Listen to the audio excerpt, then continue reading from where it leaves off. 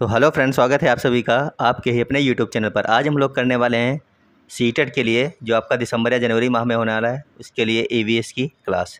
यहाँ से आपको जो 25 क्वेश्चन है, कम से कम 10 क्वेश्चन आपकी एग्ज़ाम में हूबहू छपने वाले हैं, क्योंकि जो हम क्वेश्चन करने वाले हैं ये आपके हर साल पूछे गए हैं और कई सारे पेपर देख करके हमने ये क्वेश्चन बनाए हैं आपके लिए। और आपको जैसा कि पता है कि जो सीटेट का एग्ज़ाम है वो साल दर साल जो है वो हार्ड होता चला जा रहा है, लेकिन कल भी लड़के पास करते थे और आज भी पास कर रहे हैं। लेकिन पास सिर्फ वही कर रहे हैं जो पहले से ही तैयारी में लग जाते हैं। ये नहीं कि 15 दिन बचे हैं, जब आप इधर उधर यूट्यूब पे देखने लगे क्लासें और उससे आप पास हो जाएंगे तो आप बिल्कुल भी नहीं पास हो पाएंगे। तो चलिए आज हम लोग अपनी क्लास करते हैं ईवीएस की, और यहाँ से आपको 10 से 12 क्वेश्चन तक आपके एग्जाम में देखने को मिल सकते हैं। तो लगातार आपको 25 क्वेश्चन करने हैं। कॉपी और पेन लीजिए, उसके ऊपर आपको लिखना है 1 से लेकर के 25 तक के नंबर। लास्ट में आपको बताना है कितने क्वेश्चन आप कर पाए। अगर वीडियो अच्छी लगी तो चैनल को सब्सक्राइब जरूर करना और अपने साथी मित्रों के पास में शेयर करके जरूर जाइएगा। तो चलते हैं, पहला क्वेश्चन क्या रहने वाला है। तो आपके सामने पहला क्वेश्चन है, रेड डाटा बुक में सम्मिलित है। आपको बताना है कि इन 4 ऑप्शनों में से वो ऑप्शन कौन सा है जो रेड डाटा बुक में सम्मिलित किया गया है। पहला ऑप्शन है विलुप्त हो रहे जीव, जबकि दूसरा ऑप्शन है सुभेद्य जीव, जबकि तीसरा ऑप्शन है आपत्तिग्रस्त जीव, जबकि चौथा ऑप्शन है इनमें से सभी। तो आपको बताना है कि रेड डाटा बुक में इनमें से क्या शामिल किया गया है। काफ़ी इंपॉर्टेंट ये क्वेश्चन रहने वाला है आप लोगों के लिए, और आपके एग्जाम में क्वेश्चन कई बार ये बना है रेड डाटा बुक से संबंधित, और एनसीईआरटी में भी इसके बारे में बताया गया है। तो आपको पता होना चाहिए कि जो आपकी रेड डाटा बुक है इसमें शामिल किया गया है विलुप्त हो रहे जीवों को, या फिर ऐसी प्रजातियाँ जो विलुप्त हो रहे हैं, चाहे वो जीव हों या फिर पेड़ पौधे हों। तो जो संकटग्रस्त जातियाँ होती हैं उनको इसमें सम्मिलित किया जाता है। और ये जारी कौन करता है आपकी रेड डाटा बुक, तो ये IUCN जारी करता है। इसका मुख्यालय कहाँ पर है, स्विट्जरलैंड में इसका मुख्यालय है। तो आपको ये तीनों चीज़ें याद रखनी है कि रेड डाटा बुक क्या जारी करता है, जो संकटग्रस्त जातियाँ होती हैं, चाहे वो पेड़ पौधों की हो चाहे वो जीव जंतुओं की हो, तो इनको ये जारी करता है। तो आपका यहाँ पर पहला ऑप्शन हो जाएगा, क्या होगा, विलुप्त हो रहे जीव, यानी ऑप्शन नंबर ए आपका यहाँ पर बिल्कुल सही है। जितने भी लोगों ने ऑप्शन नंबर 1 कर लिया उनका सबका बिल्कुल सही हो जाएगा। बहुत ही इंपॉर्टेंट सारे के सारे क्वेश्चन हैं, लगातार आपको बने रहना है और चैनल को सभी के पास में शेयर करते हुए चलना है। इस क्वेश्चन का सभी लोग आंसर देंगे। क्वेश्चन नंबर 2 लिखा है कि एक छोटे से पेड़ या झाड़ी की शाखा से लटकने वाला घोंसला बनाने वाला पक्षी है। आपको बताना है कि वह पक्षी कौन सा है जो एक छोटे से पेड़ या झाड़ी से लटक कर शाखाओं में अपना घोंसला बनाने वाला पक्षी है। क्या वो शकरखोरा या फिर सूर्य पक्षी है, कौवा है, या फिर बारबेट या बसंत गोरी है। ऑप्शन नंबर 4 है भारतीय राबिन या कलचिड़ी है। तो सभी लोगों को आंसर करना है क्वेश्चन नंबर 2 के लिए। तो इस क्वेश्चन का जो सही आंसर रहने वाला है वो आपका होने वाला है यहाँ पर ऑप्शन नंबर ए। क्या हो जाएगा, यहाँ पर हो जाएगा शकरखोरा पक्षी। और अधिकतर लोगों को ये चीज़ पता भी है, जिनको नहीं पता है उनके लिए काफ़ी ज़्यादा इंपॉर्टेंट क्लास रहने वाली है। सारे के सारे क्वेश्चन आपके कई बार पूछे हुए क्वेश्चन है। उम्मीद है 10 से 12 क्वेश्चन तक इन 25 में से आपके एग्जाम में हूबहू छपने वाले हैं। तीसरा क्वेश्चन है सामाजिक वानिकी का उद्देश्य है। आपको बताना है कि जो सामाजिक वानिकी होती है इसका उद्देश्य क्या है। पहला ऑप्शन दिया गया है पर्यावरणीय, सामाजिक व ग्रामीण विकास में मदद के उद्देश्य से वनों का प्रबंध करना। दूसरा ऑप्शन है ग्रामीण क्षेत्रों में चकबंदी, जबकि तीसरा ऑप्शन है वन्य प्राणियों का संरक्षण, जबकि चौथा ऑप्शन है चारागाहों का विकास। तो आपको बताना था कि सामाजिक वानिकी का इनमें से क्या उद्देश्य है।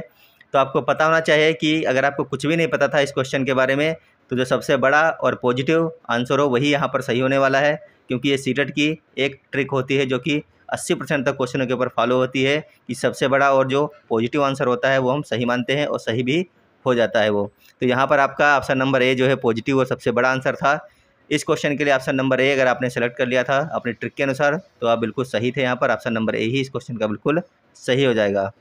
अगला क्वेश्चन है वायुमंडल की सबसे निचली परत कहलाती है। आपको बताना है इन चारों में से वायुमंडल की सबसे निचली परत कौन सी कहलाती है। क्या क्षोभ मंडल है, समताप मंडल है, आयन मंडल है, या फिर ओजोन मंडल है। फटाफट सभी लोग आंसर कीजिएगा। वायुमंडल की सबसे निचली परत इनमें से कौन सी कहलाती है। आपके एग्जाम में हूबहू क्वेश्चन छपने वाले हैं इस क्लास से। लगातार क्लास में बने रहिएगा। देखिए कि अगर आप एक बार एग्जाम दे चुके हैं तो आपको कितने क्वेश्चन आ रहे हैं 25 में से। नहीं दिया है तो देखिए कहाँ से क्वेश्चन बनते हैं और कैसे क्वेश्चन पूछे जाते हैं। तो हमको पता है कि क्षोभ मंडल में हम लोग रहते हैं और मौसम का अनुमान भी हमें कहाँ से लगता है, क्षोभ मंडल से ही लगता है। इस क्वेश्चन का जो सही आंसर है वो है ऑप्शन नंबर ए आपका। क्या होगा यहाँ पर, क्षोभ मंडल होगा।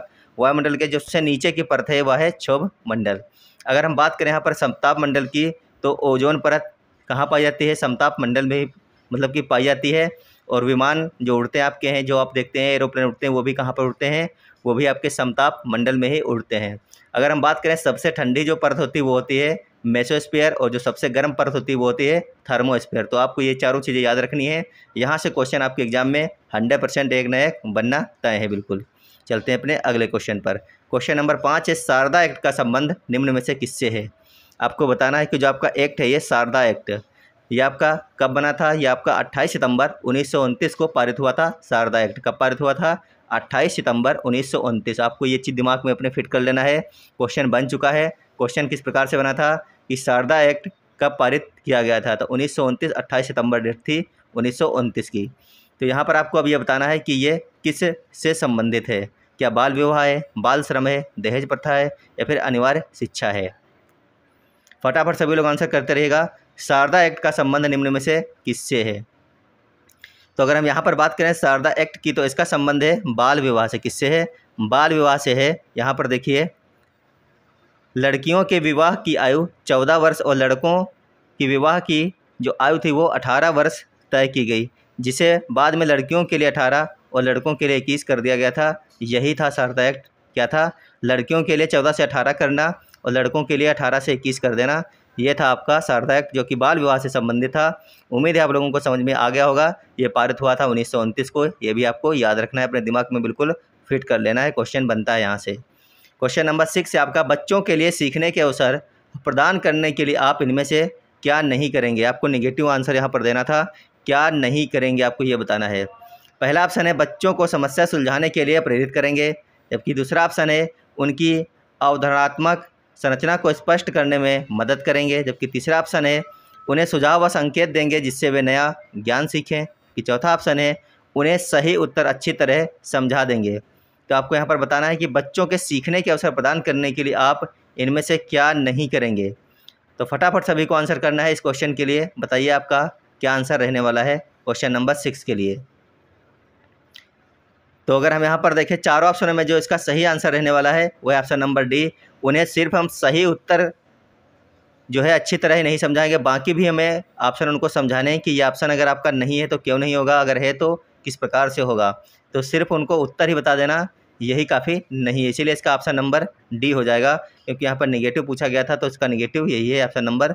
अगला क्वेश्चन है क्वेश्चन नंबर 7, बच्चे को सामाजिकरण का पहला पाठ कहाँ से प्राप्त होता है? बहुत ही इंपॉर्टेंट क्वेश्चन है और सभी को इसका आंसर भी पता होगा। अगर नहीं पता है तो आपको आज पता चल जाएगा।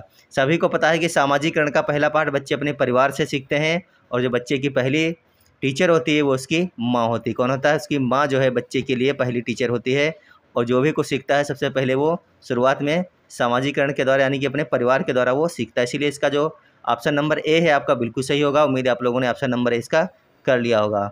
अब देखते हैं अपना अगला क्वेश्चन। क्वेश्चन थोड़े आसान भी हैं और थोड़े से हार्ड भी हैं जो आपको परेशान कर सकते हैं, लेकिन वही क्वेश्चन एग्जाम में आते हैं जो थोड़े से टिपिकल होते हैं। अगला क्वेश्चन देखते हैं, अर्थशास्त्र की मूल अवधारणाओं की समझ विकसित की जा सकती है। तो आपको बताना है इनमें से कौन सा ऑप्शन इसके लिए बिल्कुल सही होगा। अगर किसी बच्चे में अर्थशास्त्र की मूल अवधारणाओं की समझ को विकसित करना है तो किस प्रकार से की जा सकती है? पहला ऑप्शन लिखा है बाजार के रोल प्ले का आयोजन करवाकर, जबकि दूसरा ऑप्शन लिखा है बैंक पोस्ट ऑफिस का भ्रमण करवाकर, जबकि तीसरा ऑप्शन लिखा है मूल्य जैवीय अमूर्त धारणा को उदाहरणों द्वारा व्यक्त करके, जबकि चौथा ऑप्शन लिखा है इन सभी के द्वारा। तो आपको बताना था कि अर्थशास्त्र की मूल अवधारणाओं की समझ किस प्रकार से विकसित की जा सकती है। तो हमें पता है कि अगर हमें बच्चों को अर्थशास्त्र के बारे में बताना है तो उन्हें बाजार के हम प्ले भी करवाएंगे, बैंक पोस्ट ऑफिस का भ्रमण भी करवा सकते हैं, मूल्य जैवीय अमूर्त धारणाओं को उदाहरण के द्वारा व्यक्त करके भी बता सकते हैं। तो कहने का मतलब है कि तीनों ही ऑप्शन हमें यहाँ पे सही लग रहे हैं या फिर सही हैं, इसीलिए इसका ऑप्शन नंबर डी सही होगा। इन तीनों के ही द्वारा हम बच्चों में अर्थशास्त्र की मूलभूत अवधारणाओं की समझ विकसित कर सकते हैं। अगला क्वेश्चन है आपका क्वेश्चन नंबर 9, लिखा है अपनी गर्दन को झटके से आगे पीछे कर सकने वाला पक्षी है। क्या कबूतर है, तोता है, उल्लू है या फिर मैना है? काफ़ी ट्रेंडिंग क्वेश्चन है और आपके एग्जाम में अधिकतर हर बार बनता है, और फटाफट सभी लोग इसका आंसर कर चुके होंगे। इसका ऑप्शन हो जाएगा ऑप्शन नंबर 4 यानी मैना इसका बिल्कुल सही आंसर है। क्या हो जाएगा? मैना हो जाएगा। सभी को इसका आंसर पता भी होगा। अगला क्वेश्चन है आपके सामने क्वेश्चन नंबर 10, लिखा है प्रोटीन का जो है सबसे अच्छा स्रोत इनमें से कौन सा रहने वाला है? आपको बताना है कि प्रोटीन के लिए इनमें से कौन सी चीज़ खाया जाए जिसमें सबसे ज़्यादा प्रोटीन पाई जाती है? फटाफट सभी लोग आंसर करेंगे। हमें पता है कि प्रोटीन तो दूध में भी होता है, मांस में भी होता है, अंडा में भी होता है, सोयाबीन में भी होता है, लेकिन इन चारों में से हम किस चीज़ का सेवन करें कि हमें ज़्यादा से ज़्यादा प्रोटीन मिल सके? तो इसका जो सही आंसर होगा वो जाएगा आपका ऑप्शन नंबर सी, सोयाबीन। अगर हम बात करें सोयाबीन की, तो सोयाबीन में लगभग 40% से ज़्यादा प्रोटीन पाया जाता है। अगर हम इसके अन्य स्रोत की बात करें कि अन्य किस माध्यम में पाया जाता है, तो ये पाया जाता है आपका बीन्स में, फलियाँ जो होती हैं, नट बटर होता है, गेहूँ के बीज होते हैं, मूँगफली है, दूध, मांस, अंडा, मछली, यकृत आदि में ये आपका प्रोटीन पाया जाता है। लेकिन सबसे ज़्यादा पाया जाता है सोयाबीन में, इसकी मात्रा होती है 40% से ज़्यादा। अगला क्वेश्चन है आपके सामने, क्वेश्चन नंबर 11। ऊर्जा का पिरामिड होता है, आपको बताना है कि जो ये पिरामिड है ऊर्जा का, यह किस प्रकार से होता है? सीधा होता है, अनियमित होता है, उल्टा होता है, या फिर किसी भी प्रकार का नहीं होता? इनमें से आपको ये बताना है। तो उम्मीद है आप लोगों ने क्वेश्चन नंबर 11 का आंसर कर लिया होगा। ऊर्जा का ये देखिए आपके सामने पिरामिड बना है, ये कैसे बना है? बिल्कुल सीधा बना हुआ है, तो इसका आंसर हो जाएगा ऑप्शन नंबर ए, क्या होगा? सीधा हो जाएगा। ये क्वेश्चन आपके एग्जाम में बन चुका है। अगला क्वेश्चन है क्वेश्चन नंबर 12। प्रकृति में ऑक्सीजन का प्रमुख स्रोत है, आपको बताना है कि ऑक्सीजन का प्रकृति के अंदर प्रमुख स्रोत क्या होता है? क्या समुद्री जल है, पर्यावरण है, वर्षा का जल है, या फिर हरे पौधे हैं? तो हम लोग बचपन से लेकर के आज तक सुनते आ रहे हैं कि अगर हम अपने पेड़ पौधों को काट देंगे तो हमें ऑक्सीजन कम मिलेगी। तो कहने का मतलब है कि प्रकृति में ऑक्सीजन का सबसे जो प्रमुख स्रोत है वो क्या है? हरे पेड़ पौधे, यानी ऑप्शन नंबर डी आपका यहाँ पर बिल्कुल सही हो जाएगा। अगला क्वेश्चन है, विटामिन ए की कमी से होने वाला रोग है। सभी लोगों को यहाँ पर ये बताना है कि विटामिन ए की कमी से कौन सा रोग हो जाता है? क्या रिकेट्स है, रतौंधी है, स्कर्वी है, या फिर क्वासी और कोर है? तो फटाफट आंसर करिए सभी लोग। विटामिन ए की कमी से होने वाला रोग है रतौंधी। ये सभी को पता होगा कौन सा होता है? रतौंधी हो जाता है आपको। लेकिन अगर पूछा जाए विटामिन बी1 की कमी से कौन सा रोग होता है, तो बेरी होता है। क्या होता है?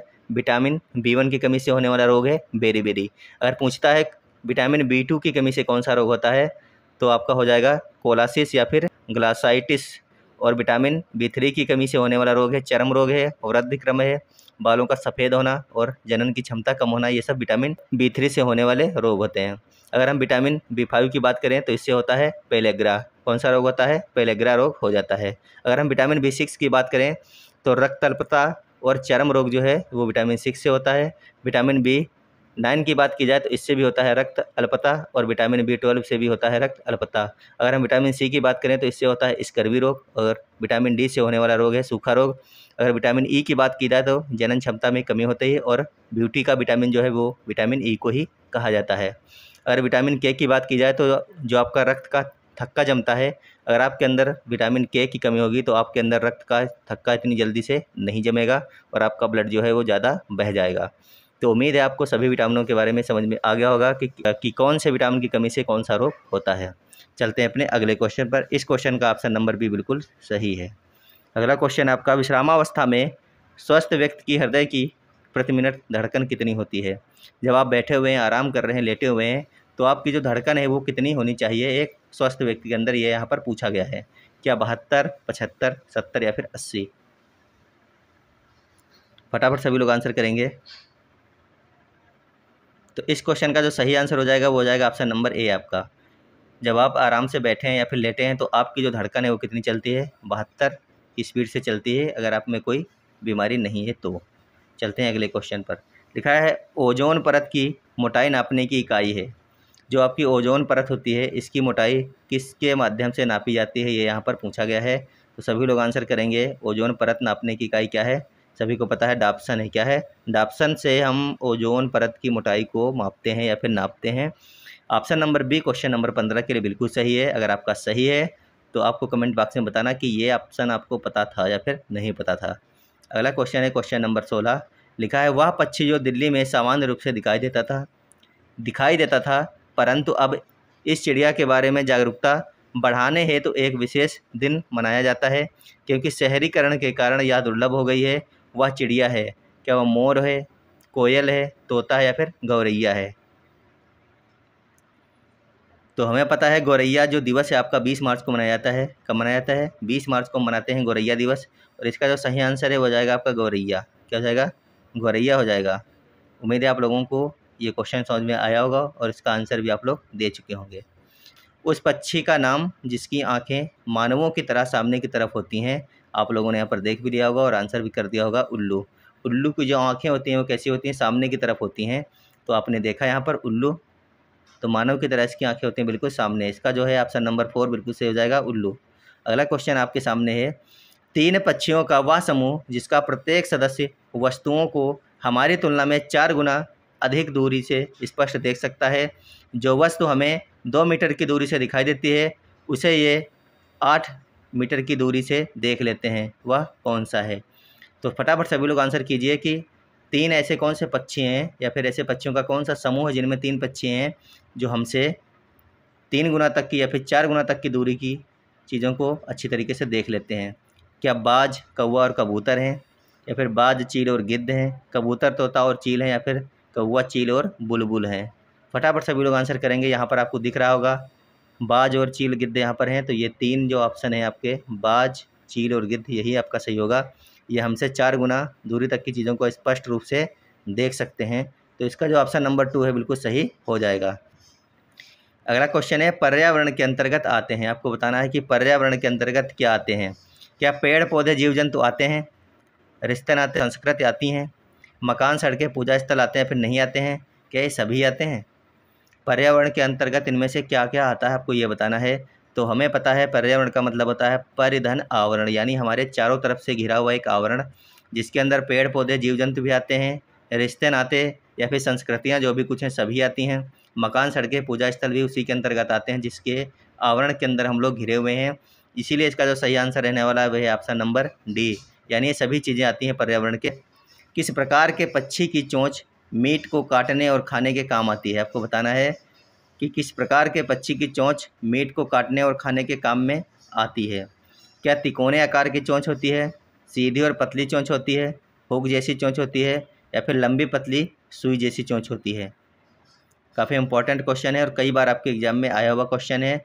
आपको पता होना चाहिए कैसी चोंच होती है। आपने देखा होगा चील, बाज और गिद्ध की जो चोंचें होती हैं वो हुक जैसी होती हैं, आगे की तरफ मुड़ी हुई होती हैं, जिससे वो चीड़ फाड़ के जो मांस है उसको खाते हैं।